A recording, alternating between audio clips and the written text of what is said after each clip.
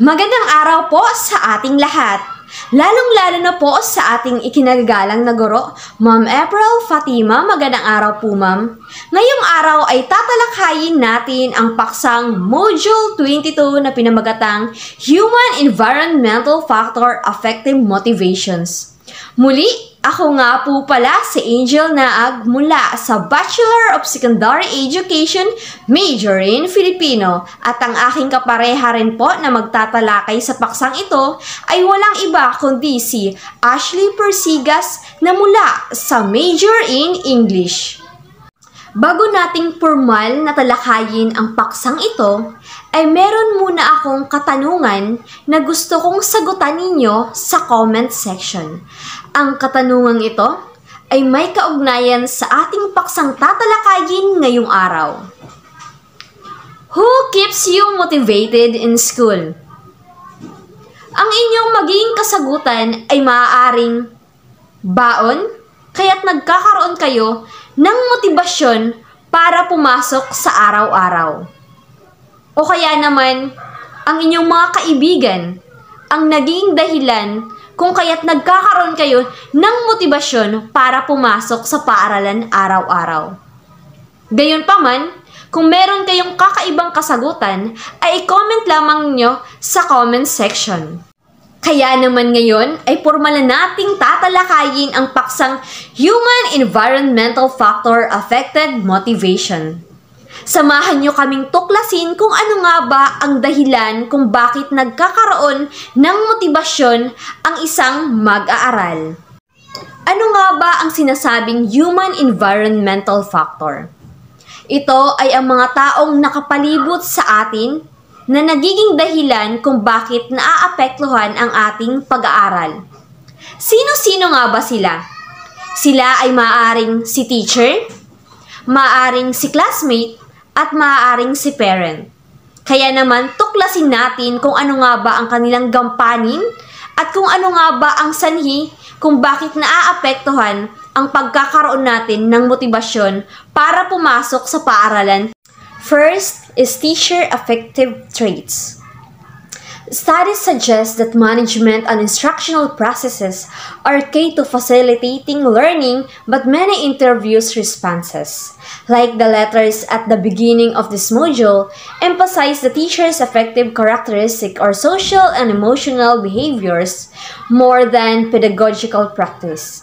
Some of your teachers were not motivating and inspiring.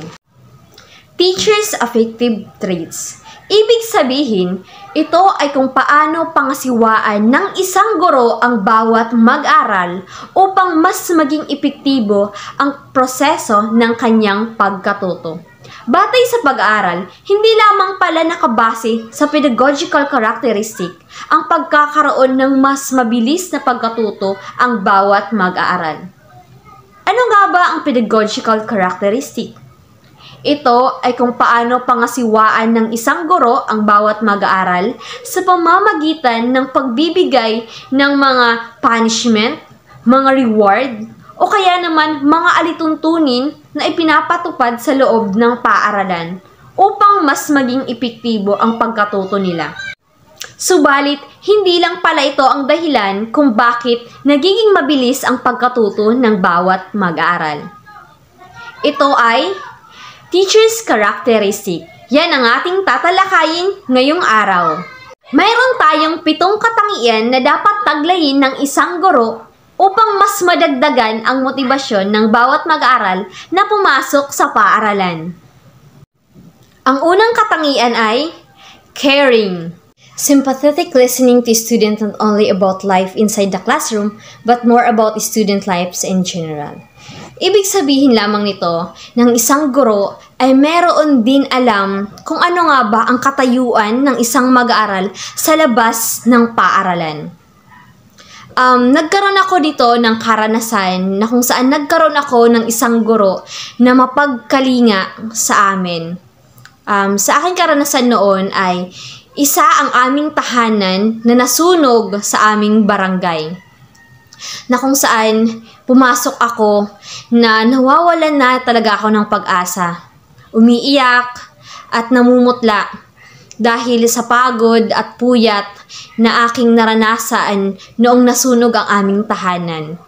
Ang aking guro ay alam pala ang nangyari sa amin na isa pala kami sa nasunugan noong nasunog ang aming barangay. Nilapitan ako ni teacher at namangha ako sapagkat inabutan niya ako ng pera. Sabi niya, Angel, eto muna, makakatulong ito sa'yo para mabili mo yung mga pangangailangan mo, yung mga damit mo. Alam kong walang-wala ka talaga ngayon. Sabi ko, salamat po teacher, pero paano po ninyo nalaman? Sabi ng teacher, narinig ko kasi sa balita sa radyo na halos 67 bahay ang natupok dahil sa sunog at isa ka na dun.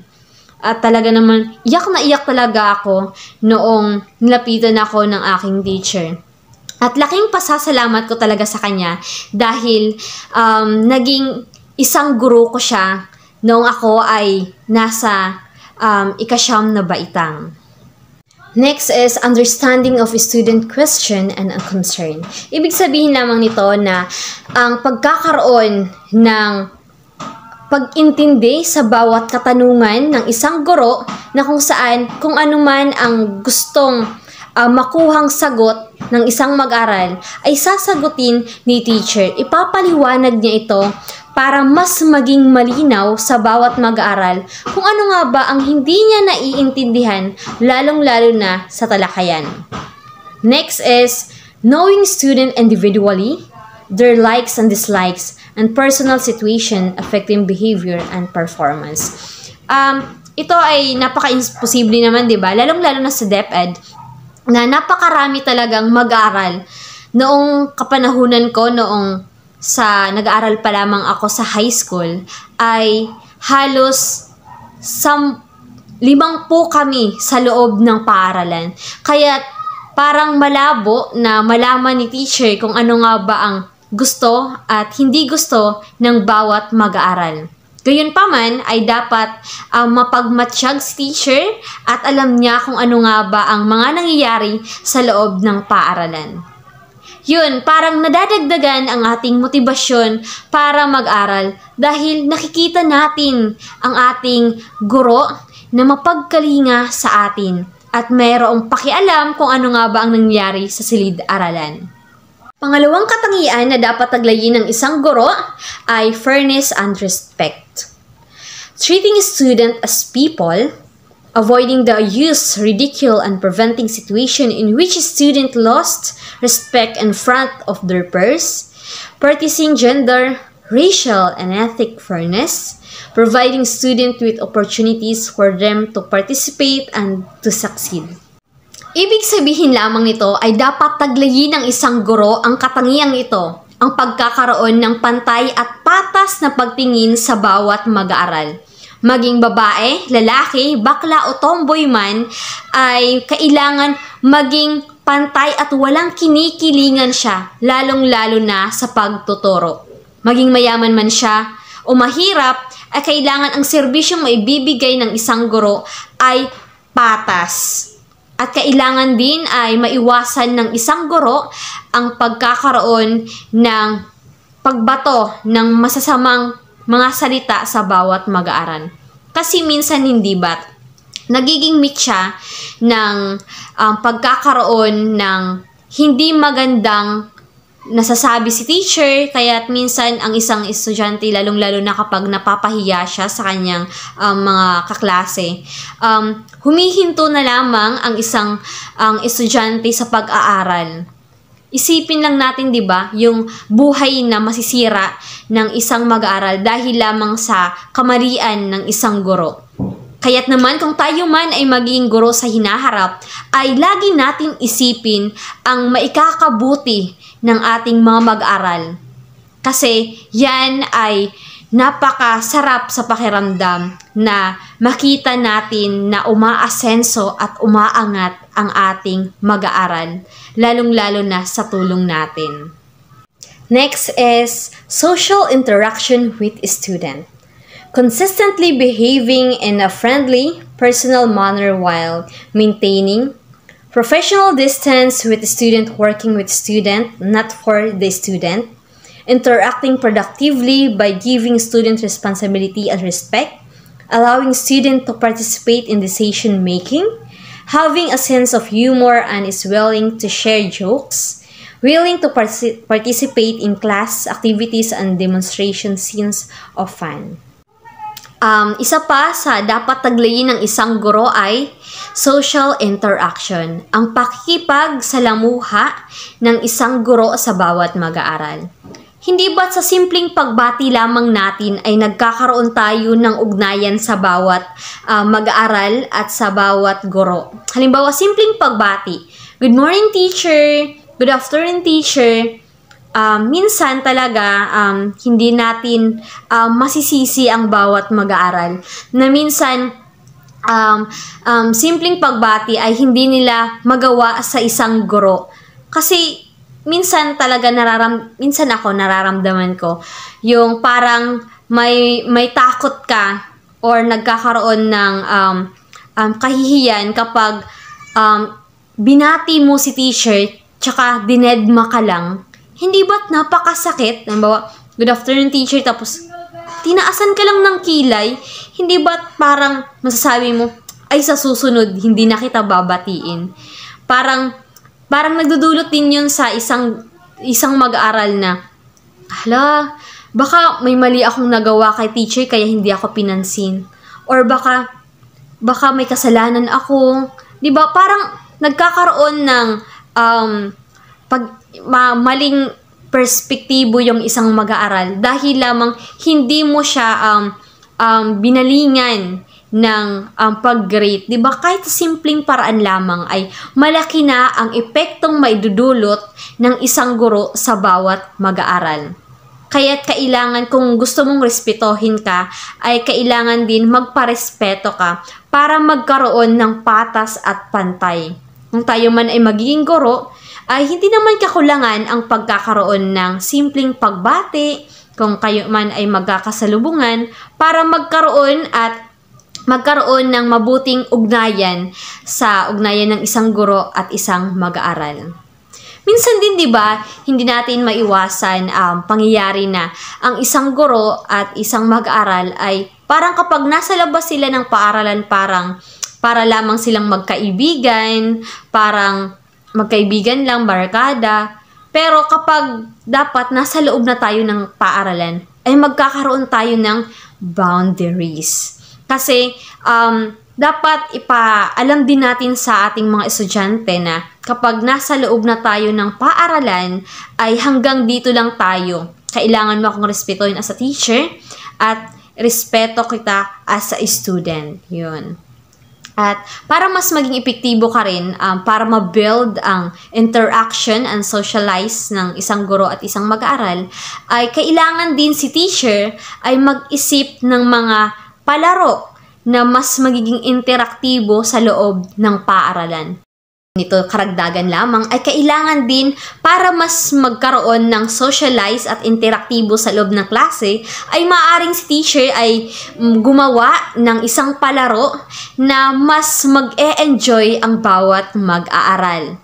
Lalong-lalo na sa mga kabataan, kapag meron silang napapansin na parang kakaiba yung ginagawa ni teacher, lalong-lalo na sa mga estratehiya sa kanyang pagtuturo ay parang inaabangan ng bawat mag-aaral sa tuwing papasok si teacher. Parang, hala, si teacher may palaro na naman, yay! Parang gusto ko na palaging mag-aral. Ganun, parang nakakadagdag yun ng motibasyon. Next is enthusiasm and motivation for learning show in. Encourage students to be responsible for their own learning. Maintain and organize classroom environment. Setting high standard, assigning appropriate challenges, providing reinforcement and encourage during task. Enthusiasm and motivation. Ang katangian nito ay kailangan din taglayin ng isang guro. Hindi ba't sa asignaturang panitikan ay talagang nakakabagot at kung mapapansin nyo sa mga mag-aaral ay hindi talaga nag-aaral sa panitikan. Dahil nababagot silang magbasa, ilang pahina ang dapat basahin. So, kailangan mag-isip ng isang guro para mas mag-aral ang bawat mag-aaral sa iyong topiko o paksa, lalong-lalo sa panitikan. Mag-iisip si teacher ng estratehiya para magbasa ang bawat mag-aaral at magkaroon sila ng motibasyon. Halimbawa na lamang, imbis na pabasahin mo sila, why not gawin mo to ng isang assignment? Halimbawa, magtatakda ako ng gawain na kung saan kailangan yung basahin ang panitikang ito. Dahil sa inyong pagbabalik, ay magkakaroon tayo ng dugtungang pasalaysay. Hindi ba't nagkaroon ng isang mag-aaral ng motivation para basahin nila ito? Para sa susunod ay meron silang maisasagot. Diba? Kailangan talagang mag-isip ng isang guro para mas maging epektibo ang kanyang pagtuturo. Maintain an organized classroom environment. Ibig sabihin ang pagkakaroon ng maayos at organisado sa loob ng paaralan. Hindi ba't kapag tayo ay nagtatalakay, minsan nagkakaroon tayo ng mga alituntunin na dapat sundin ng bawat mag-aaral. Halimbawa, bawal maingay kapag si teacher ay nagsasalita sa harap. Itaas lamang inyong kamay kung meron kayong mga katanungan. Parang ganyan, sa ganong paraan ay nagkakaroon kayo ng komunikasyon at pagkakaintindihan para magkaroon ng organisado at maayos na talakayan sa loob ng paaralan. Setting high standard. Ibig sabihin lamang nito, ang pagtakda ng isang guro ng isang standard para maabot ng isang mag-aaral. Hindi ba't kapag may standard si teacher, parang na-challenge si student na gawin niya kung ano nga ba ang nararapat. Hindi lamang si student mag-focus kung ano lamang ang kaya niya, bagkus gagawa siya ng paraan para ma-achieve yung goals na gusto ni teacher. Halimbawa sa competition, hindi lamang si student na hahayaan lamang niya kung ano ang kaya niya. Kailangan, minsan din kailangan natin mag-set ng standard para mas madiskubre natin, mas makita natin kung ano nga ba pa ang kaya niyang, kung ano pa ba ang kaya nilang gawin para maipakita ang kanilang galing at talento. Sunod, providing reinforcement and encouragement during tasks. Ibig sabihin, kailangan, minsan, ang mga mag-aaral ay kailangan din ng tulong. Halimbawa, si teacher mayroong pinasagot na question. At minsan kasi, yung mga mag-aaral ay naguguluhan mag-analyze ng answer. Ay malaya sila mag-call a friend. Siyempre naman, minsan, sa bawat paaralan o sa silid-aralan, ay hindi natin maiwasan na masasabi ng isang student, teacher, hindi ko po alam ang sagot. Pwede po si friend na lang po ang sasagot. Yun.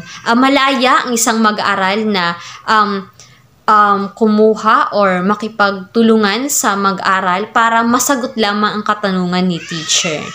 Next is attitude towards teaching profession.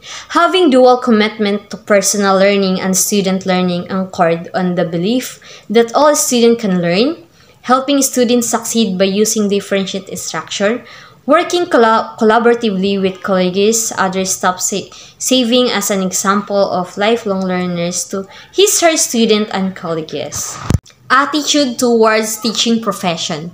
Minsan, hindi natin maiiwasan sa isang paaralan na meron talagang mga guro ang minsan lang pumapasok, tapos minsan naman pinapasulat lang yung mga mag-aaral at tumatanggap sila ng buong sahod.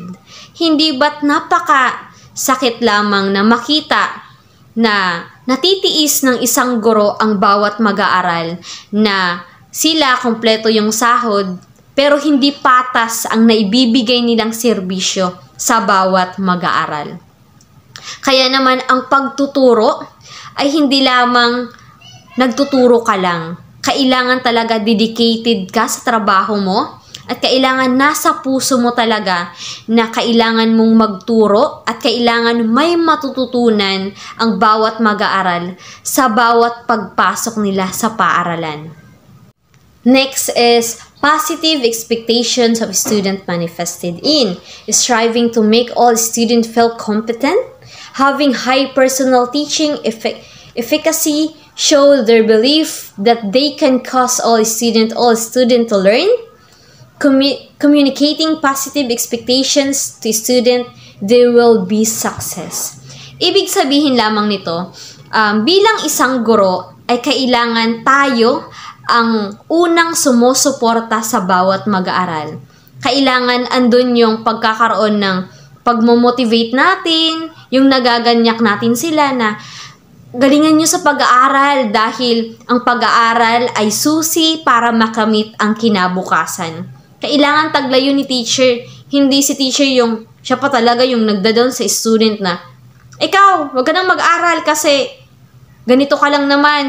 Wag ganun. Dapat as a teacher, kailangan natin ma-build yung trust, yung motivate nila para magtagumpay sa buhay. Kasi parang syempre, 'di ba yung mga teacher na sa bawat araw may mga motivation talaga na ibibigay sa bawat mag-aaral. Nakakadagdag 'yun ng lakas ng loob para tapusin ang laban at hamon na kinakaharap ng bawat mag-aaral sa tuwing papasok sila sa paaralan. Last characteristic of a teacher is reflective practice, reviewing and thinking on his her teaching process, eliciting feedback from others in the interest of teaching and learning. Ibig sabihin lamang, para mas maging epektibo ang isang guro, lalong-lalo na sa pagbibigay ng motibasyon sa bawat mag-aaral, ay kailangan din na magkaroon ng reflection ang isang guro kung anong klaseng guro nga ba siya, lalong-lalo na sa pagtuturo. Naging epektibo nga ba siya? Anong klaseng guro kaya siya sa tuwing nagtuturo siya? Maldita ba? Suplada ba? Minsan ba hindi niya namamalayan na nakakasakit na siya sa kanyang mag-aaral? O minsan ba puro na lang buhay ang kinikwento ni teacher? Siyempre, kailangan din natin humingi ng feedback, lalong-lalo na sa ating mag-aaral dahil sila ang ating mga nakakasalamuha sa araw-araw. Minsan din sa ating kapwa mga guro, napapansin din nila ito, lalong-lalo na kapag tayo ay nagtuturo. Yun, kailangan natin tanggapin kung ano man ang masasabi nila sa atin para maging tulay ito para baguhin natin ang mga gawain na hindi makakabuti sa ating pagtuturo. Para mas maging epektibong guro pa tayo. At doon lamang po nagtatapos ang aking bahagi sa aking pagtatalakay sa paksang ito. Ang susunod na magtatalakay sa paksang ito ay walang iba kundi si Ashley Persigas mula sa English Major. Good day everyone. Today I will be discussing the second human environmental factor, which is your classmates. So let us first read the slide. The need to belong is a basic human need. Students who are accepted by teachers and classmates feel they belong to the class. Students who feel that they are part of the class look forward to attending and participating in class. The sense of belongingness enhances their learning and performance. The prevalence of bullying, however, obstructs the creation of a learning community where everyone feels that they belong. With bullying in schools, the learning environment cannot be safe. So it says there that bullying is one main reason that affects the students' motivation. So it is undoubtedly true that it really affects the motivation of the students. Now the question is how?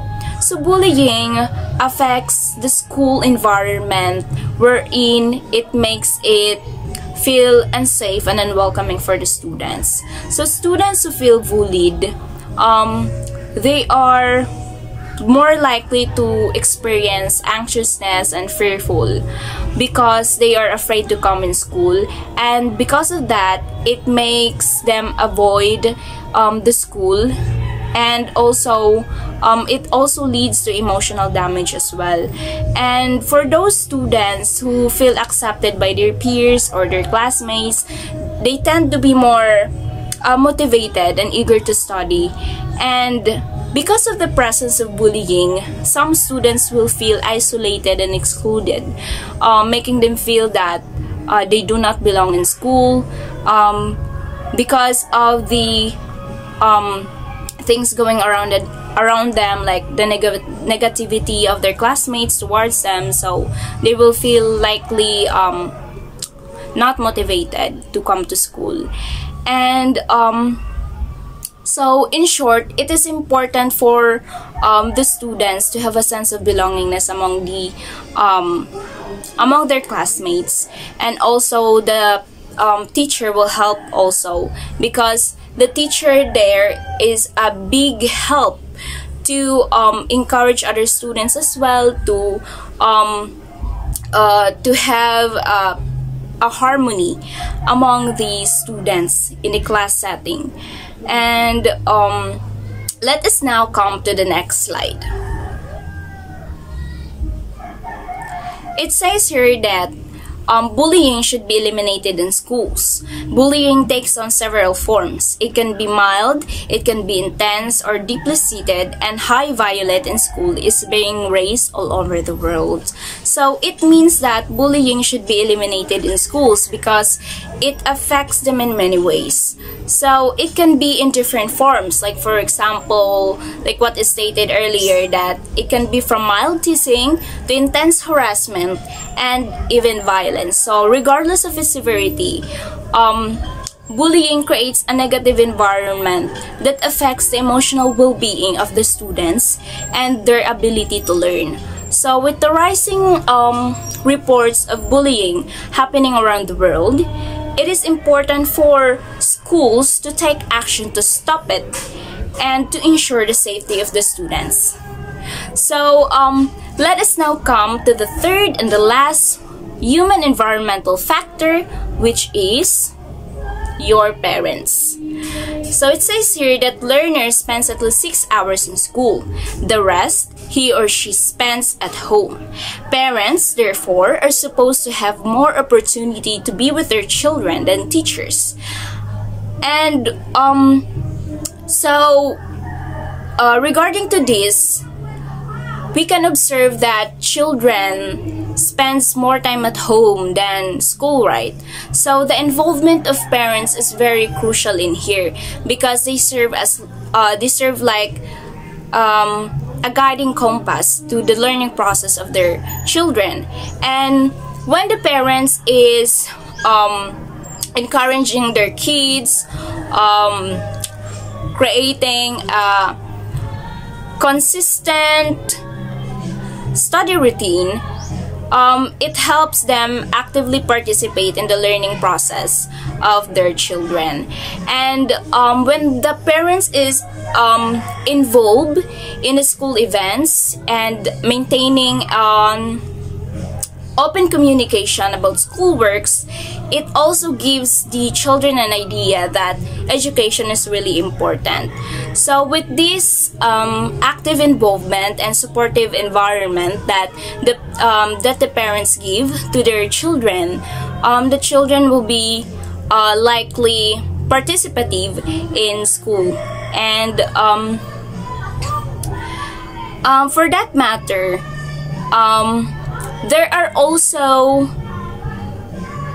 parents who are not actively participating in the learning process of their children, and because of that, there are types of children who came from a unsupportive home environment who will likely feel that they are less motivated, and they will feel that because their parents will not motivate them, or they do not receive some complimentary remarks from their parents. Because for me as well, even though I'm an adult, I also want to have a compliments, to hear compliments from my parents. And imagine that a children who will not receive those compliments will also feel unmotivated from that. So it is very important that parents also involve themselves in the learning process of their children as well.